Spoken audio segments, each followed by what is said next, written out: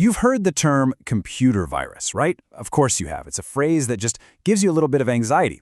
But what is a digital virus really? How does it work? And most importantly, what can we do about it? All right, let's pull back the curtain and demystify one of the oldest threats in our digital lives. I mean, think about it for a second. Has your computer been acting weird lately? Maybe it's super slow or it's crashing for no good reason, or you're getting all these bizarre pop-ups? Yeah, it might just be showing symptoms. And you know what? The analogy to a real biological illness is surprisingly on point. So today, we're going to play doctor for your digital world. Okay, first things first, we need a proper diagnosis. Before we can even think about cures or prevention, we've got to understand what we're actually dealing with. So what is the fundamental nature of a computer virus? What makes it tick? So here's the bottom line. A computer virus is basically a piece of code that's incredibly good at two things. One, it makes copies of itself. And two, it attaches those copies to other legitimate programs or files. It spreads like a contagion, and the scary part is it's designed to do all of this in the shadows, totally without you knowing. That is, until the damage is already done. And what's so fascinating is how much this mirrors a biological virus. See, it needs a host, a real file to survive and spread. It can't just materialize out of nowhere. And it relies on us. User interaction is the digital equivalent of a sneeze. You clicking on that infected email attachment is what lets it travel. And it does all this while hiding in plain sight, driven by a malicious intent that, believe me, has evolved. What started out as digital pranks has exploded into a multi-billion-dollar criminal industry focused on one thing: causing harm. Right, so not all viruses are created equal, not even close. Just like there are different strains of the flu, there are tons of different types of computer viruses, and each one is engineered to attack a very specific part of your system. And this table just lays it all out. You've got your boot sector viruses, which are nasty. They attack the core startup process, so your computer might not even turn on.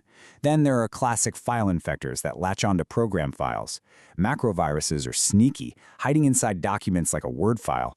And then you have polymorphic viruses. These are the real chameleons. They literally change their own code to hide from your antivirus software. It's a wild world out there. So we know what they are, but how do they actually get you? How does a virus jump from one machine to the next? And what are the telltale signs that your computer has caught a nasty bug? Here's the thing. The weak link is almost always us, our own actions. That email attachment from someone you don't know, huge red flag. That free copy of that super expensive software you downloaded, it's probably bundled with something you really don't want. Even a simple USB stick from a friend can be a carrier. Every single click, every download is a potential doorway. And these are the symptoms: the digital cough and fever. If your computer suddenly slows to a crawl, that's a sign that something is running in the background, eating up resources. If you're getting bombarded with pop-ups, or, and this is a big one, your antivirus has mysteriously turned itself off, those are classic signs of a hostile takeover. These aren't just little annoyances, they're your computer screaming for help. Okay. Enough with the doom and gloom, because here's the good news. You are not defenseless. Not at all. We can absolutely build up a strong digital immune system. All we need is a clear plan for prevention and, if the worst happens, a cure. So here's your game plan. A good antivirus program, that's your frontline defense, your immune system. Keeping your software and your OS updated, think of that as your digital vaccine. It patches up the weaknesses that viruses love to exploit. And the rest is just good digital hygiene. Don't open strange attachments, always scan USBs, and please stay away from pirated software. It's one of the biggest ways people get infected. Now, to really understand why all this matters so much, let's take a quick look back in time. Let's look at a few of the greatest hits, so to speak. These infamous viruses caused worldwide panic and billions of dollars in damage, and they taught us some incredibly valuable lessons. Just look at this evolution, because it's fascinating. The brain virus back in the 80s was one of the first, just proving this kind of attack was possible.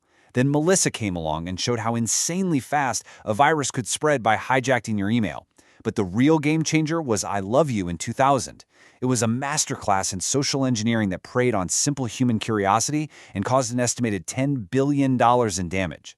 And some, like the Chernobyl virus, were just pure destruction, designed to wipe your data and even physically wreck your hardware. These are warnings from history. So that brings us to the big question, doesn't it? This whole battle against viruses, it's a constant arms race. It's a game of cat and mouse. For every defense we create, Someone out there is already working on a smarter, sneakier way to get around it. The key isn't finding one magic bullet solution. It's about constant vigilance. Staying informed, being careful, and practicing safe computing, that isn't just a good idea anymore. It's the only way to stay healthy in this digital world